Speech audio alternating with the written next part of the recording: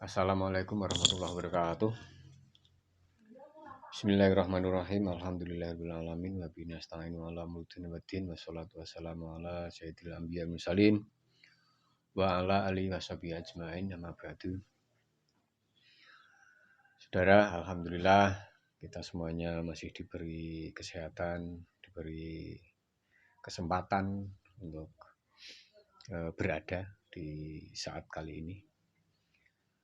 Salam salawat selalu ke junjungan kita Nabi Agung Muhammad Sallallahu Alaihi Wasallam yang kita nantikan syafaatnya min hadza ila yaumil qiyamah. Amin Allahumma amin. Selanjutnya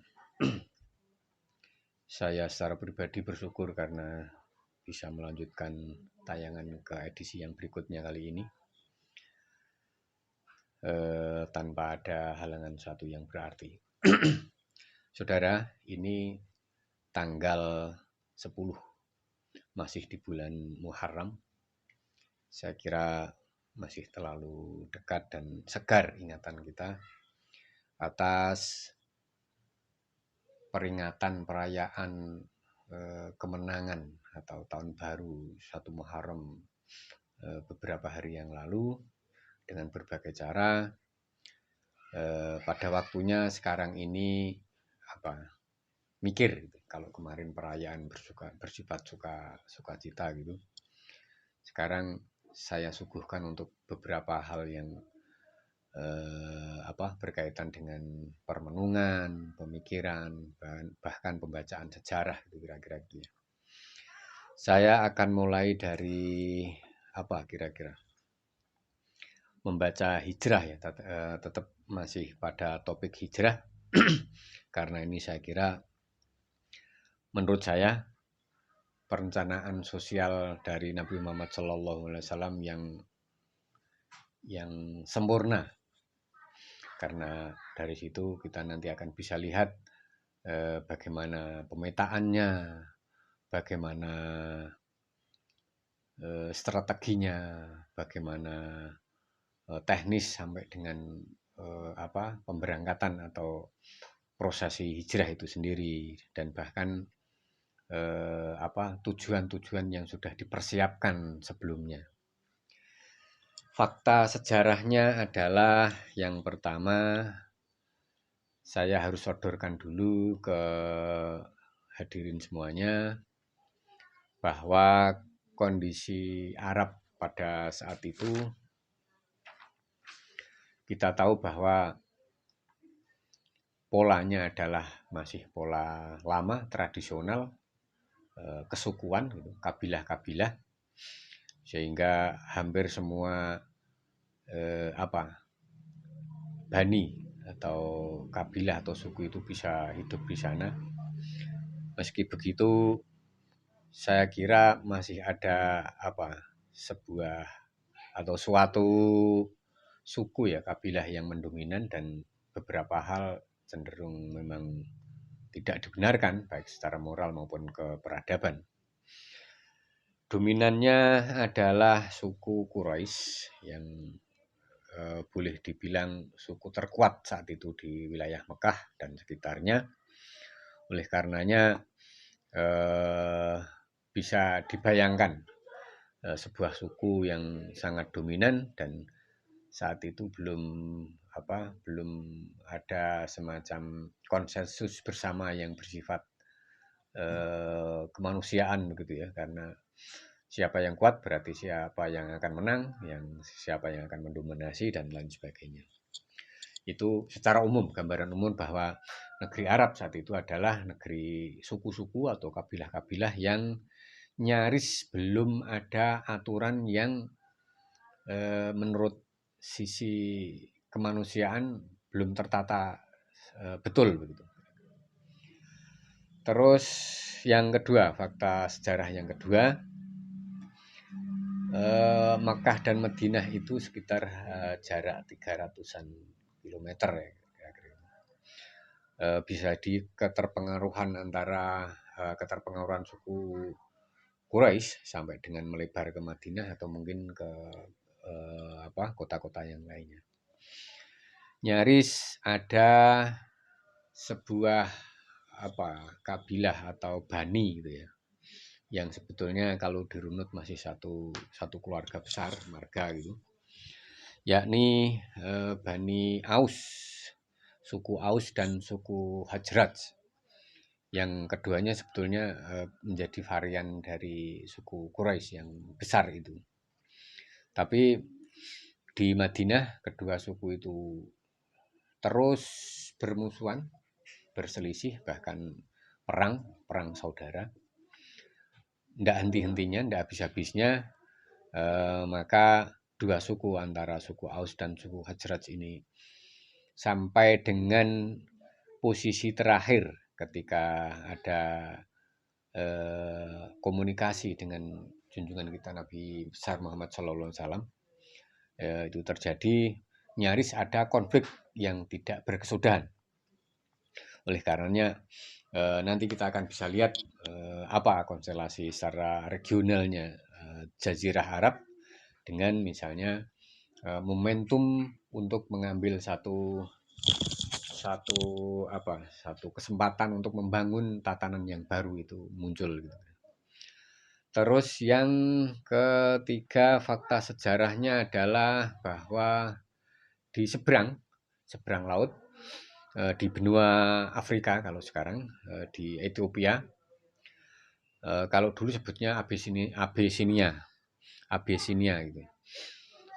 Itu merupakan sebuah negara yang boleh dibilang bagus karena sudah ada ketentraman, sudah ada menghormati antar atau kepercayaan yang berbeda-beda, kelompok-kelompok yang berbeda-beda dan seterusnya itu, sehingga di negeri Habsyah tadi tersebut itu ada sebuah kerajaan atau negara lah gitu ya, yang dipimpin oleh seorang raja yang sangat bijaksana saya kira.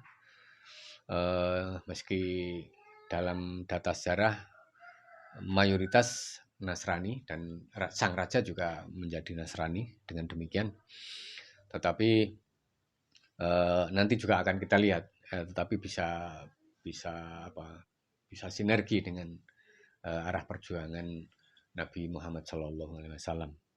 Itu yang menurut saya paling tidak bisa digambarkan konstelasi di Jazirah Arab begitu kompleksnya, begitu bermacam-macamnya. Ada yang ada yang bersekutu, ada yang perang, ada yang kolaboratif, ada yang bahkan saling bunuh dan saling memerangi. Itu menjadi hal yang ini.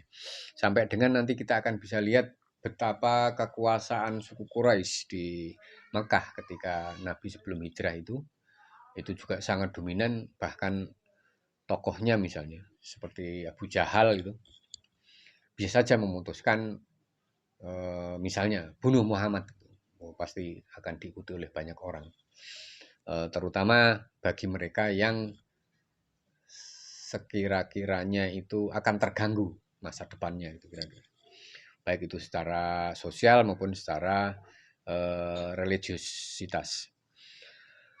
Oleh karena itu saudara, saya mau nambahkan satu lagi, ada variabel kultural yang saya kira juga penting, yakni warisan dari Nabi besar Ibrahim alaihissalam, karena di situ ada tradisi tahunan yang namanya haji di sekitaran Mekah Al-Mukarramah. Di Mekah itu bahkan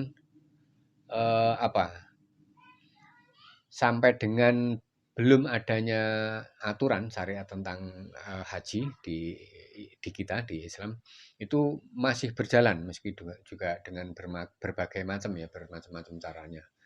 Ada yang di situ bawa patung sendiri terus dipuja-puja, habis itu ditinggal atau bikin lagi yang baru dan seterusnya. Dengan kata lain, di Mekah saat itu meski warisannya Nabi Ibrahim alaihissalam itu ada agama tauhid, tetapi pada prakteknya banyak sekali dan itu sangat bervariatif. Dan naifnya kemudian praktek-praktek mereka itu adalah agama-agama atau kepercayaan-kepercayaan yang sangat jauh dari harapan Nabi Ibrahim alaihissalam, yakni agama tunggal, agama Isa yang mentuhankan satu Tuhan. Padahal mereka pagan sekali, banyak sekali di situ. Saya kira 3 variabel ya yang nanti bisa kita menghantarkan bagi analisa kita. Apa itu? Untuk bagaimana sebetulnya kita melihat perencanaan atau dalam tanda petik skenario besar Nabi Muhammad SAW ketika membangun kekuatan di Madinah, kira-kira. Oke, saudara, kita mulai masuk misalnya. Ini bisa menganalisa, bisa mengira-ira, bisa mengkait-kaitkan gitu ya. Tetapi bahwa beberapa variabel yang saya sampaikan tadi mesti menjadi pertimbangan, karena kemudian misalnya di di tahun yang sebelum Nabi Hijrah itu ada beberapa tahun ya, itu ada beberapa utusan dari suku Aus dan suku Hajrat yang mereka sebetulnya mempunyai tradisi tahunan ketika musim haji mereka ke Makkah, lepas dari kemudian yang dianut oleh suku Aus dan suku Hajrat itu nggak jelas juga, tetapi yang jelas ketika kedatangan Nabi dan mengesahkan Tuhan, mereka beberapa menerima.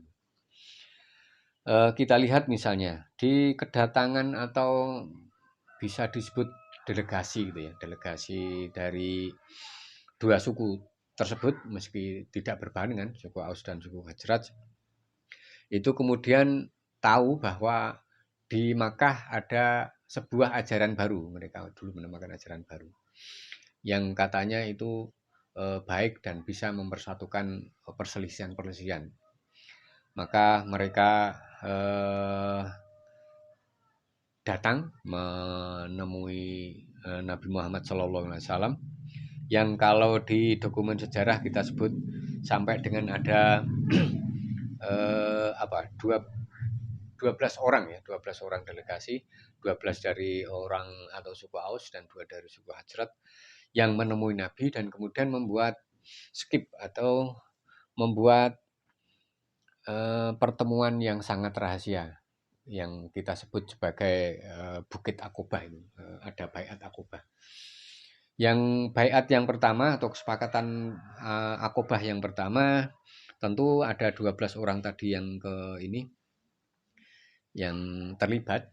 Di situ juga sangat rahasia, bisa dibayangkan misalnya harus kontra intelijen karena saat itu Quraisy sangat detail dan saya kira sekitar belasan tahun selalu memonitor dan memantau eksistensi perkembangan gerakan Nabi Muhammad SAW. Tentu ini satu kegiatan yang harus rapi, teliti, dan detail karena kalau enggak bisa fatal. Ada pertemuan rahasia itu di Bukit Aqobah itu yang kemudian terjadi kesepakatan yang diterima terutama para delegator dari suku Aus dan suku Hajrat. Meski ada beberapa hal semacam Husain Haikal itu ya mensinyalir tujuan pertama bukan mencari agama yang monoteis gitu, tetapi mencari sosok yang kira-kira bisa melerai konflik yang sampai saat itu terjadi. Dan dengar-dengar sosok Nabi Muhammad Shallallahu Alaihi Wasallam yang memimpin ajaran baru saat itu bisa diharapkan untuk mengisi peran itu. Maka terjadi kesepakatan Aqobah yang pertama yang isinya kira-kira ada kesepakatan bersama, ada ikatan, ada komitmen gitu kira-kira ya, yang kemudian bisa dipegang atau dibawa pulang ke Madinah bagi mereka delegasi itu. Misalnya juga karena itu dinukil ya di poin-poin kesepakatan itu ada beberapa, ada 1, 2, 3, 4, 5, 6, sekitar 6. Yang satu, kesepakatan mutlak ini tidak menyekutukan Allah Subhanahu wa taala dan itu diterima. 2, setia kepada Nabi Muhammad SAW. 3, rela berkorban jiwa dan raga, bersedia ikut menyebarkan agama Islam. Pernyataan tidak saling membunuh. Ini yang korelasi saat itu, situasi sosial saat itu di antara Aus dan Khazraj. Dan juga pernyataan tidak saling melakukan kecurangan dan kebohongan. Tentu bagi dua suku yang lagi berseteru, lagi bermusuhan, tentu dua hal ini cukup menguntungkan bagi mereka, karena kemudian ada larangan-larangan yang cukup maju, yakni tidak boleh saling membunuh. Itu artinya juga tidak saling berperang, juga tidak saling melakukan kecurangan dan kebohongan, berarti juga tidak saling mengintrik, menipu dan mencelakai gitu kira-kira. Makanya kemudian itu dipegang betul bagi utusan dari dua suku yang berunding saat itu. Yang kemudian disusul di tahun berikutnya, karena mungkin dua orang kemudian sharing di hadapan komunitasnya masing-masing, dan ada gambaran untuk optimis bahwa sosok Muhammad SAW, sosok Kanjeng Nabi saat itu bisa menjadi harapan untuk damainya di alam mereka, di situasi mereka, sehingga ini responnya menjadi bagus, menjadi korelasi sekali, berhubungan sekali. Karena kemudian di tahun berikutnya, di tahun pertama itu, maaf, saya harus tambahkan. Di tahun pertama itu kemudian Nabi Muhammad SAW mengirim seorang delegasi namanya Mus'ab bin Umair untuk mengiringi kepulangan dari delegasi suku Aus dan suku Khazraj tersebut. Bisa jadi sebagai pilar gitu ya, karena Nabi pasti memilih Mus'ab bin Umair ini mempunyai kapabilitas untuk membantu perkembangan di sana. Ya, di tahun kedua diulangi lagi atau terulang lagi peristiwa kesepakatan di Aqobah tersebut, yang secara nominal jumlah orang juga bertambah, karena yang kemarin hanya 12 orang, sekarang menjadi 73 orang. Berarti itu ada penambahan yang cukup bagus itu. Meski sebetulnya ini mengukuhkan atau menguatkan lagi pada kesepakatan berikutnya, tapi ini ada beberapa hal. Misalnya pernyataan berikutnya kan ada ketaatan kepada Nabi Muhammad SAW ya. Ini juga ditulis ulang bahwa kesepakatan, komitmen itu memang harus taat kepada Nabi Muhammad SAW. Ada beberapa tambahan, misalnya berinfak, karena sudah mulai harus ada penggalangan dana ya. Berinfak itu bersedekah, baik susah maupun senang. Juga mulai ada aturan-aturan yang agak detail, agak jelas begitu, karena terminologi menegakkan kebaikan saya kira tidak terlalu abstrak. Juga mencegah kemungkaran saya kira juga bisa dipahami. Dan yang terakhir juga harus menjaga Nabi Muhammad dan keluarganya. Ini yang terjadi di kesepakatan yang kedua. Itu yang disebut sebagai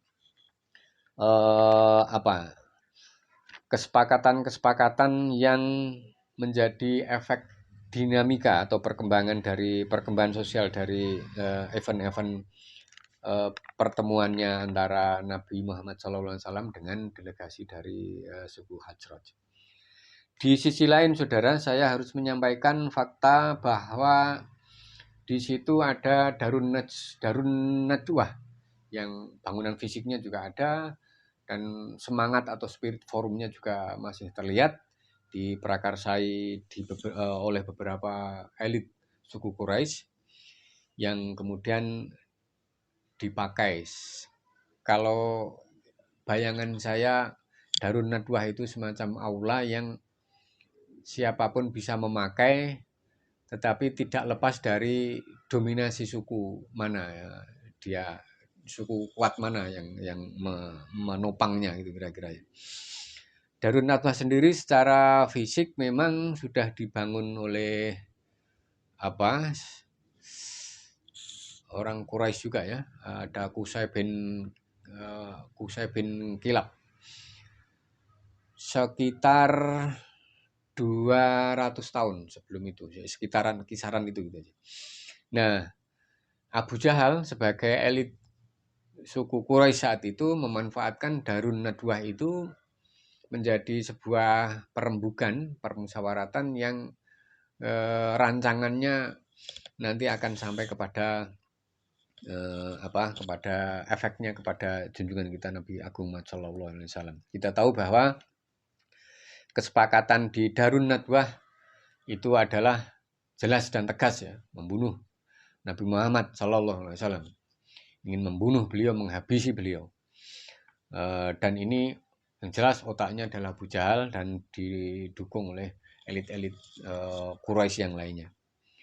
Yang menjadi pelakunya bagus sekali skenario-nya Abu Jahal ini. Yang menjadi pelakunya adalah anak muda dari seluruh kabilah, dari seluruh region atau wilayah, sehingga bisa menjadi alibi untuk memojokkan hanya satu kelompok. Karena dalihnya harapannya berarti bukan hanya satu kelompok yang membunuh Muhammad itu. Banyak sekali dari seluruh pemuda yang ini. Nah, itu yang yang terjadi. Kemudian lama-lama berita itu tersebar juga sampai dengan junjungan kita Nabi besar Muhammad Sallallahu Alaihi Wasallam, sampai juga dengan di telinga Abi Thalib yang kemudian suka atau tidak suka harus merespon itu karena sepertinya Abu Jahal dengan skenario-nya di Darun Nadwah itu serius gitu, ancaman, berarti juga ancaman yang serius bagi keponakannya yang menjadi incarannya itu. Meski kemudian kondisinya juga berubah drastis karena sepenunggal paman Nabi Abu Thalib itu, para elit Quraisy bergembira, senang karena ini kesempatan yang memang harus diambil, harus dilakukan begitu. Nah, mendengar situasi seperti itu, maka rencana Nabi untuk hijrah ke Madinah itu terlaksana pada akhirnya. Yang kalau Anda bisa simak ada juga di beberapa ayat Al-Quran ya, di surat Al-Baqarah ayat 218 perintah hijrah itu. Karena saking sudah kasarnya mungkin hampir sudah tidak bisa ditolerir lagi aksi kekerasan yang dilakukan oleh Bani Quraisy, baik itu intimidasi maupun langsung praktek kekerasan dan bahkan pembunuhan.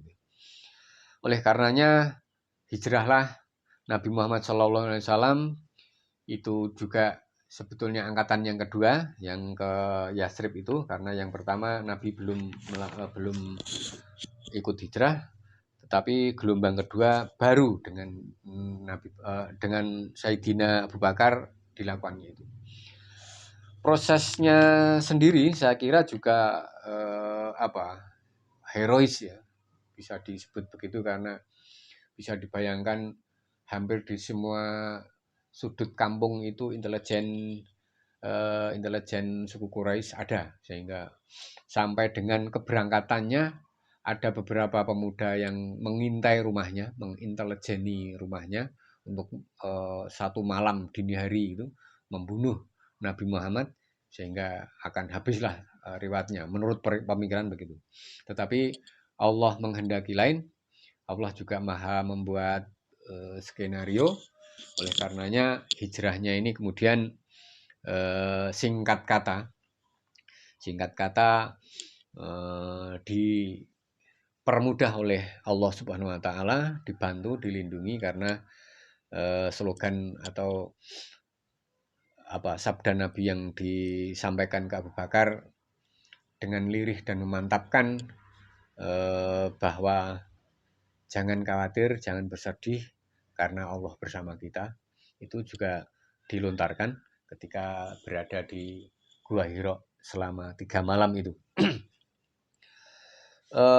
Sampai dengan pemberangkatannya juga dipersiapkan betul karena kemudian sekali lagi tidak main-main menghadapi Quraisy saat itu ya. Kebetulan Nabi sudah mempersiapkan Sayyidina Ali bin Abi Thalib untuk menggantikan posisi tidurnya. Sayyidina Abu Bakar juga sudah komunikasi lama, tinggal bilang saja jam J-nya berangkat, hari H-nya berangkat. Dan Abu Bakar sendiri juga cerdas karena kemudian juga melakukan persiapan sosial seperti anak-anaknya yang harus yang diminta untuk membantunya, terutama Abdullah bin Abu Bakar yang menjadi kontra intelijennya Quraisy saat itu sampai pada hari terakhir, karena perbincangan orang-orang Quraisy sudah mereda gitu ya, di selama 3 hari itu baru Abdullah bin Abu Bakar itu secara sembunyi-sembunyi ke Gua Hira dan menyampaikan bahwa kondisinya sudah aman untuk melakukan bepergian, mulai hijrah itu. Maka malamnya itu juga malam yang ketiga, Nabi Muhammad SAW dengan Sayyidina Abu Bakar radhiyallahu an diiringi dengan pembantunya Amir bin Fuhairah menyelusuri gurun pasir yang panas, yang dingin kalau malam, dan sangat jauh. Tentu rutenya juga tidak rute yang lazim digunakan orang, tetapi harus memang zigzag mencari yang paling aman gitu. Meski kemudian terkesan jauh dan mutar-mutar. Itu yang saya sebut sebagai persiapan-persiapan ini. Nah, dari titik itu saudara-saudara, bisa jadi silahkan saja ada beberapa poin yang memang harus kita tuangkan lagi. Maka baik untuk kita tiru ya. Saya ngomong dalam konteks analisis sosial atau persiapan sosial atau sudut pandang sosial gitu. Melakukan sesuatu memang harus ada pemetaan secara detail. Kemudian ada juga persiapan-persiapan sosial yang lainnya, semacam logistik, semacam personil, semacam rute, semacam strategi dan sebagainya itu. Sehingga ini menjadi satu rangkaian yang nyaris tidak terbaca oleh musuh, sehingga lus dan bisa menghindari resiko sehingga sampai di tujuan gitu. Selebihnya silahkan saja Anda semuanya menganalisis atas kejadian yang luar biasa ini dan menjadi penanggalan yang sangat monumental di kita. 1 Muharram tahun baru, sehingga ini menjadi satu spirit yang ini. Saya hanya sekali lagi memberi celah atau analisa yang mungkin sudah agak sengau-sengau terdengar gitu ya, bahwa Nabi pun melakukan upaya-upaya rasional, upaya-upaya yang material dan fisik bisa dilihat atas perencanaan-perencanaan hijrahnya ke kota Yasrib, ke kota Madinah saat itu. Sehingga baik juga ke depannya. Saya pikir ada beberapa hal yang bisa dipetik pelajaran gitu ya dari poin-poin yang sudah saya sampaikan tadi. Dengan begitu sebetulnya ada persiapan-persiapan yang bisa dipakai dengan kasus yang lain. Tentu titik-titiknya, poin-poinnya, pointersnya hampir sama. Selamat menganalisa dari perspektif manapun. Saya hanya menyodorkan sedikit dari satu perspektif sosial, analisis sosial yang mudah-mudahan ada manfaatnya di kita semuanya untuk membantu kita juga bahwa bagaimana kita membuat perencanaan yang sangat akurat, sangat detail, utuh, menyeluruh, integrated gitu kira-kira. Kurang lebihnya mohon maaf yang sebesar-besarnya. Akhirul kalam, wabillahi taufiq wa hidayah, waridho wal inayah. Assalamualaikum warahmatullahi wabarakatuh.